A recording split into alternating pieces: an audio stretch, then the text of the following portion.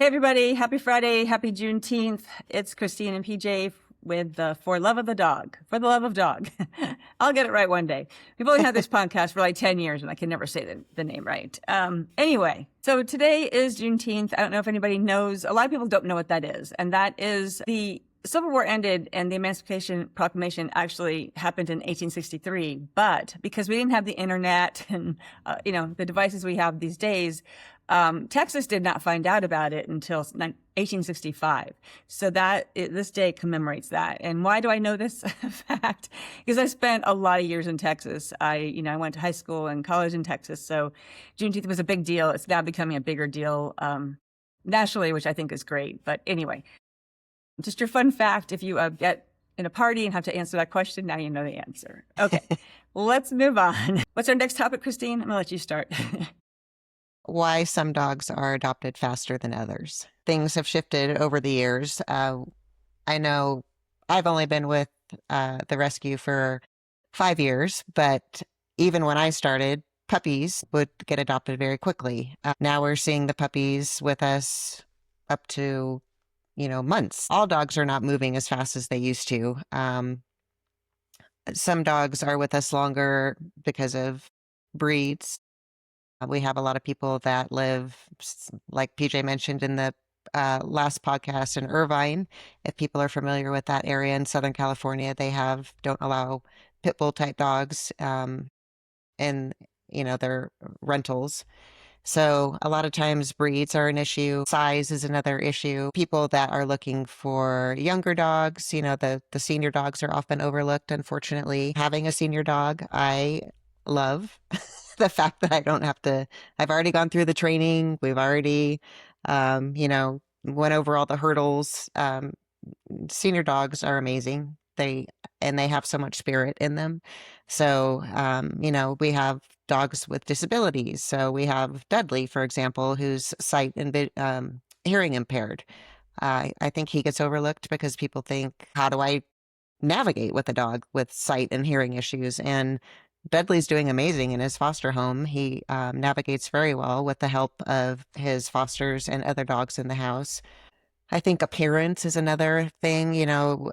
People gravitate towards dogs that look like they're smiling in pictures. If they have like a stoic face, people may look at those dogs like they're not happy, not friendly dogs. But I don't walk around with a smile on my face all day long. So I get, you get asked if are you, what's wrong? Are you in a bad mood? I'm like, no, I'm just not smiling at the moment. So it's the same with dogs. So appearance, coat color, we all know there's black dog syndrome is such a thing. We do have quite a few black dogs in our rescue right now. There's little Max, who gets overlooked, as well as the bigger dogs. Again, going back to size, just because they're small doesn't mean they're, quickly adopted. I think PJ can add more to this, reason being why dogs get overlooked, but there's so many different reasons. And that's why we want people to just apply. And the dog that you may be looking at might not be the dog that's a good fit for you. And the dog that you least looked at may be the perfect dog, for your home. So we like people to come into it open-minded. We don't want you to ever try and replace your dog that you may have lost. A lot of people want dogs that look like their old dog or have the personality of their old dog. And that's just not going to happen. Every dog is unique. We don't want them to be compared with other dogs. We want them to have, a fresh start and be looked at as an individual. Definitely. I mean, everything that Christine said is right on, spot on. I mean, we have Charlotte here. You've heard us talk about Charlotte ever since we started this podcast. When we started coming to you every Friday, she still needs a foster. And she's not a bad dog. She's a beautiful dog. She's a sweet dog. But she needs to be, I hate to even say but. If you say but, that's when people just listen to the but after the but. Nobody listens that she's sweet and beautiful and kind and a great companion. It's the but. She needs to be the only dog in the house. And what's so weird about it is she is fine with cats. And normally that will help a dog get adopted quickly, but that has not helped her at all, unfortunately. Christine mentioned the housing situation, and unfortunately in Southern California, or sorry, in Southern County, South County, Orange County, we have Irvine Company, and they have huge breed restrictions. It's not just pit bulls; it's Staffordshire Terriers, Bulldogs, Rottweilers, Doberman Pinschers, Wolf hybrids. I kind of get that. They're illegal anyway, so they shouldn't be. And people should not be doing that, messing with nature, in my opinion. Presa Canarios. So there's so many they won't even think about. And I don't want to go back to it because Sam, we've texted Sam this morning, but we had a picture of Louisiana. She's mostly Labrador. Okay, he's going back. He's so sweet. She's mostly Labrador, but she does have a little bit of a pity face, and she also gets along with cats. Not one application in 4 years. So, and I know we passed by Diesel. Diesel is, he's adorable. He's a big goof. He just wants to sit on your lap. He just wants to be loved. He right now he runs next to a bike, several times a week. Like he's very energetic. Again, nobody ever asks about him. I mean, he's good. He's good with other dogs. He's like, obviously you have to do a right meet and greet, but there's a ton of reasons that dogs stay around. Now, unfortunately, and Daisy has another one. This is not necessarily the best picture of her, but I call her the Heidi Klum of our dogs because she is beautiful. She's just gorgeous, and nobody ever wants to even meet her, which I don't understand. But I think part of it, if we back up, I mean, you've heard us talk about this before. Oh, I'm going to pause there. Xander and Phoenix, I mean, they've been with us since they're 6 months. Now they're almost 2.5 years old. I mean, great dogs, beautiful, sweet, smart dogs, love the water. If you like to go to the lake, these are your dogs, just love the water, or if you have a pool. But backing back up, the pandemic, I mean, we talked about this many times, and people just kind of eye roll now. Well, the pandemic has been over for 6 years, 5 years, 4 years, whatever it is. It's yes, but during the pandemic, everybody wanted a dog or decided to get a dog. And then when everything opened up in the back half of 2022, everybody decided to dump their dogs. And so there's just so many dogs, right? So we're competing with all these other dogs. And unfortunately, people still don't spay and neuter, so there's still more dogs being born. So like Christine said, it used to be if we had a litter of 6 or 8 puppies, we'd probably have like 40 applications, 40 good applications. Now they sit around just like Phoenix and Xander, and they grow up in the rescue. They become adult dogs, so that's something that, unfortunately, we have no control over. Christine does a great job at promoting the dogs on Instagram. We put them in our email. We do so much. We have them on over 200 sites. But again, you're competing with all these other dogs. And as she mentioned, sometimes the dog has some behavioral issues. It's not insurmountable, but they might need to be the only dog, or they might need you to continue training and listen. But it's just really frustrating because when we have dogs that we know are really good for dogs. I mean, we had a dog. Luckily, she got adopted. Her name was Bonnie, and she was in the rescue for like 4 years. And I remember her fosters were going to have a baby, and they said, "Well, we're going to get a puppy." And I know one of our people said, "This dog is so good with kids," and she really was. She loves kids. She's like, "You will never find another dog that's better with kids." And so they finally, okay, maybe we should take this dog. And I'm thinking, this dog, why wouldn't you do that? Because she's great with kids. You'll never have to ever worry about her hurting your child. So ultimately that worked out for her. But yeah, it's crazy. This is a happy story. He actually is Xander and Phoenix's brother. So another dog that we had has been with us almost 2.5 years.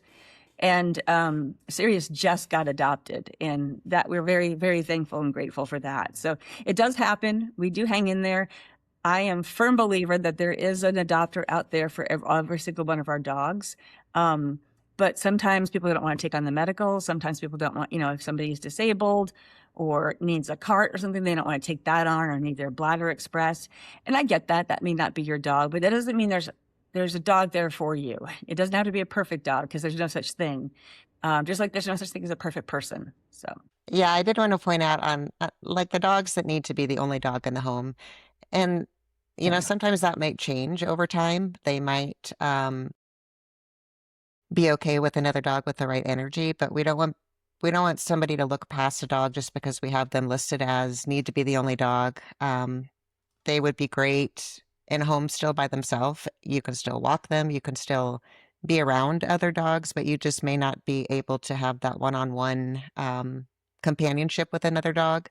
Um, Personally, my dog was labeled needing to be the only dog, and quite honestly, I don't really think she could live with another dog, but she's great walking with other dogs. I don't let her off leash with other dogs to play, but she's developed relationships over time with dogs that have similar energy. So just because you see a dog that's posted as needing to be the only dog, it doesn't mean you need to like hide out in your house. You can still get out and do things. The dog can be out in public. You just need to be a little bit more aware of dogs, being in your space, which is not a hard thing to do. I mean, you should be aware of your surroundings regardless where you're walking. So, not only for your own personal safety, but for your dog safety as well. So, it's not hard. You can do it. Yeah, I was just going to say that too. I really think that you should always be aware because dogs, people always have their dogs off leash, by sometimes it's by accident. And at one time, and I had a dog, and he wasn't great with other dogs, and this other woman just had her dog in the park, not a dog park, just the park off leash, and she came. The dog was a female, and she came barreling up to us, and the woman was screaming, "Is your dog a male or female?" And I'm like, I guess she didn't like females. So she was like, okay, everything's great. But I'm like, whatever.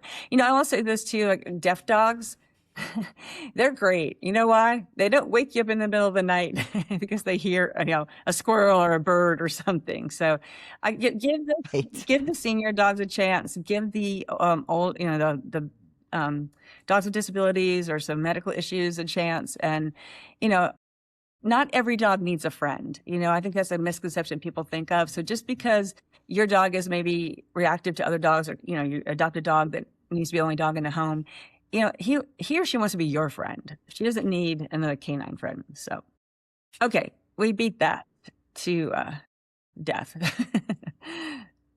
Moving on to, okay, so what's your, it was no kill shelters, right? Christine, you want to talk about? Misconceptions of no-kill shelters. Yes. So first of all, I think very important point, there really is no such thing as no-kill shelters.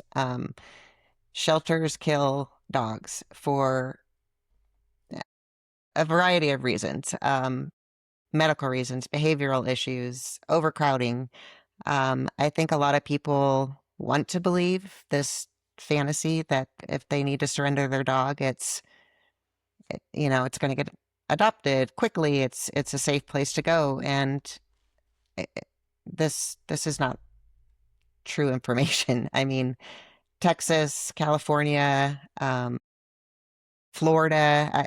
I think there's 5 states that basically make up half of the amount of dogs that are euthanized nationwide. So when you're people are looking for places to surrender their dog, of course they see no kill. They're going to think they're going to find my dog a new home. And especially in these couple of states that I listed that are completely overcrowded, the people getting turned away because they don't have space for dogs. Of course, if there's medical reasons going on where a dog can't be saved, I think humane euthanasia it is a smart decision.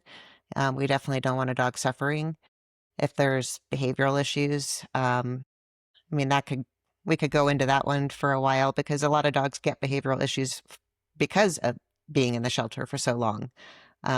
You've heard the term kennel stress. It's a real term where dogs start getting so stressed out because they spend 24 hours a day in a kennel.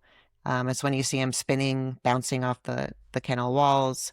Um, some of those dogs don't come back from that situation, and that's because they're there for so long. Um, a lot of people like to slam the shelters. I see it on social media all the time about why are they killing these dogs? And you know, as a staff member, and I can't speak for all of them, but a lot of them work there because they want to help the dogs. The volunteers are there to help the dogs. they spend more time with them than anybody else. So for people that like to slam the shelters about it's the shelter's fault that they're getting killed, um, I would have to say it's the owners need to take responsibility and not surrender their dogs. They need to find other options if they have to rehome, if they're having issues in the home. Be more proactive. Find a way to keep your dog and don't take the easy way out and just taking the easy route to the shelter. Definitely. I think what's interesting to me is when I was younger, they used to call it the dog pound, the pound. Pound, And yeah. then all of a sudden it became the dog shelter. So I think people's mind shifted that this is a shelter, this is a good place. It's not a Safe good, space. it's not a safe space. Yeah. And yes, it's easy to blame the shelters and the people who work there. And normally it's the people who are in charge. I would argue that they do contribute to the issues, but if people weren't surrendering their dogs, at such a huge rate, then that wouldn't be an issue. And we talked about Hmm. that last week, about alternatives to surrendering your dog and to do, having that commitment because you chose to have a dog. The dog didn't choose to come to you. You made that decision. You were going to have a dog. And to Christine's point, Texas, California, North Carolina, Florida, and Louisiana make up 50% of all the dogs euthanized. And what's so sad to me is that Texas and California are like a huge part of that. And you think California, everybody thinks California is wealthy an area and that, we're all very calm and tree huggers and that we would never do that. Well, we're a second, and we're a very close second to Texas. And North Carolina is very third distant to us, but still euthanizing a lot of dogs. And unfortunately, in the southern states, and it happens, honestly, it happens in California too, so I don't want to let us off. There's a lot of backyard breeders, there's a lot of dog fighters, so that contributes to all of this. And even taking away that, there's still people who, the number one reason when they surrender dogs, I'm moving and I can't take it with me. You know, that just irritates the crap out of me. So how would you feel if your parents were moving when you were 5 years old and go, oh, I just can't take them with them. I'm just going to keep them here in the shelter. So Right. I think to Christine's point, there's absolutely no such thing as a no-kill shelter. There are some that are less kill. Like we have one here in Mission Viejo in South County, Orange County, and everybody thinks that's a no-kill shelter, but they will kill for medical. For sure. They will kill for other reasons. It is a lot less than the other shelters, but nonetheless, it's still a kill shelter. So I think that's a huge misconception. And I think if more people would just be responsible, this world would be better in so many ways. And I think it would be better for dogs and pets in general, right? Because they're the ones that pay the price because of your stupidity or your laziness, frankly. Yeah.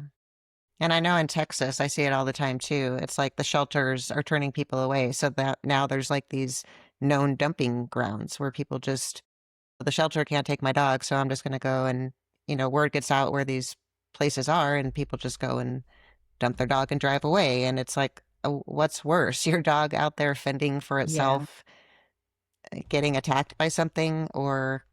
A lot of the shelters, and this is we probably need to wrap up soon, but this could be a whole other topic for us to talk about one day because a lot of the shelters took advantage of COVID and because, things were closed or whatever. So they stopped intake and a lot of criticism and, has come about that because, it's frankly bullshit. That's what you're there for. And you are being funded either by the county, city, state, whatever. And so that's your job to take them. Yes, there's a lot of animals. Too bad. There's a lot of shelters. Like I talk about North Central because one of my friends works there. I really like that shelter.